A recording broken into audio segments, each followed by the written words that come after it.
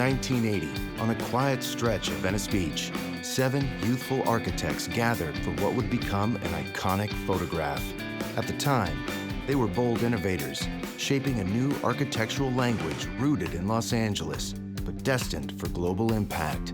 This single image captured the energy of a moment, a group of creators poised to redefine their craft.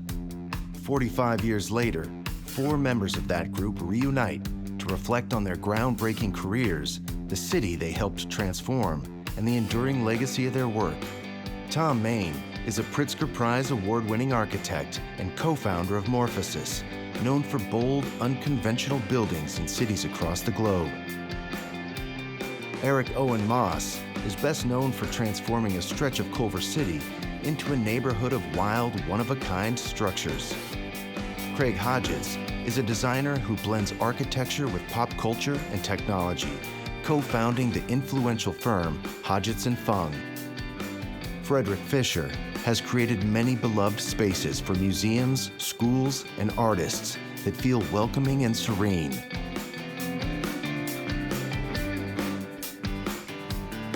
Through candid conversations and a restaging of that legendary photograph, this film charts the evolution of their ideas, their friendships, and the architectural soul of Los Angeles itself.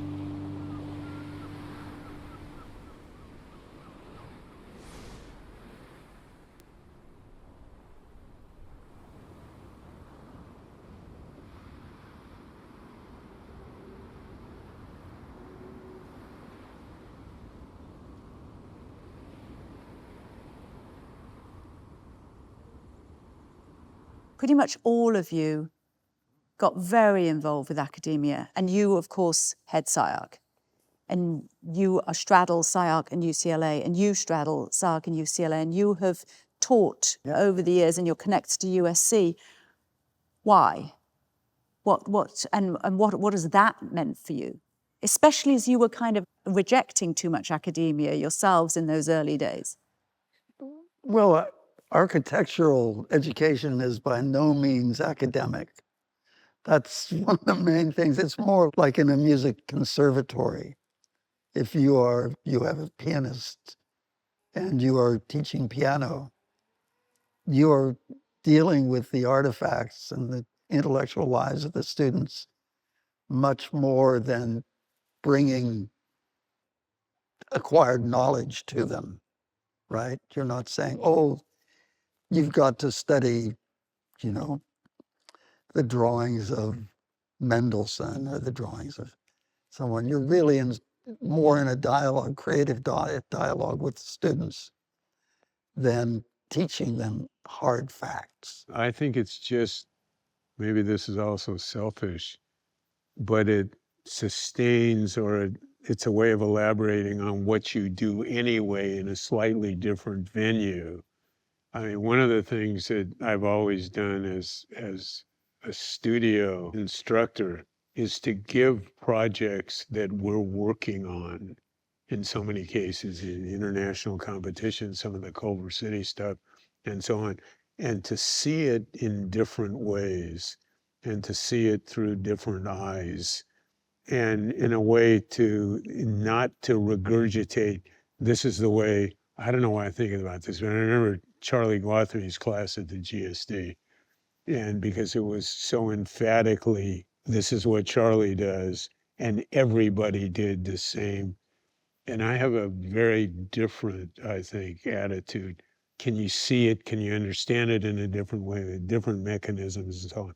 With demands for not making things superficially, but substantiating them, but not watering them down in order to substantiate them, but watering them up if there's in other words, do it, stretch it, bend it, exaggerate it, but validate it as something that you can get up and down and go back and forth and it won't fall down. And those obligations, which are so often either separated or it won't fall down and you got to get up and down and go back and forth. And that then relegates it to a kind of pro forma. And I think my argument in and out of school has been not that pro forma, but it's got to be valid as something which is constructible and understandable in that way and operationally intelligent. I hope you can have a conversation with Coy, because a lot of people would say he's one of the most legendary teachers in architecture in this environment. And he was my first mentor, the first teacher that I really connected with, and then I taught with him. And it turned out, maybe not coincidentally, that we have a New York office and we have a Los Angeles office, and the two lead designers, the one in each office, are both students of Coy.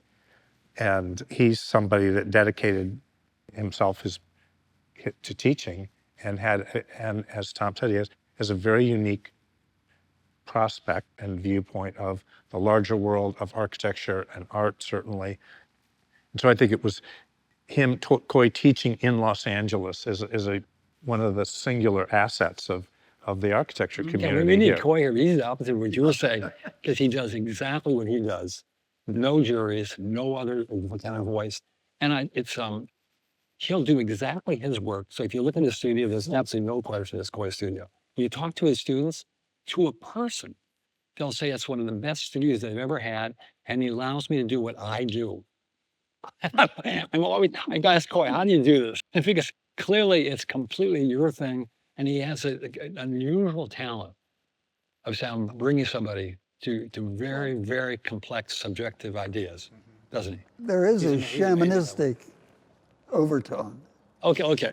Right? Well, no, I think that's part of what's so mesmerizing about his philosophy of architecture, because people receive it as they do from a seer, not necessarily a practitioner. Right. And so he brings that, the kind of guru. And an insane confidence. But part of, I think, maintaining your own creative power is to keep relationship with your childhood, or being a child, and then part of that is it comes with some sort of a naive optimism that can only take place as a child.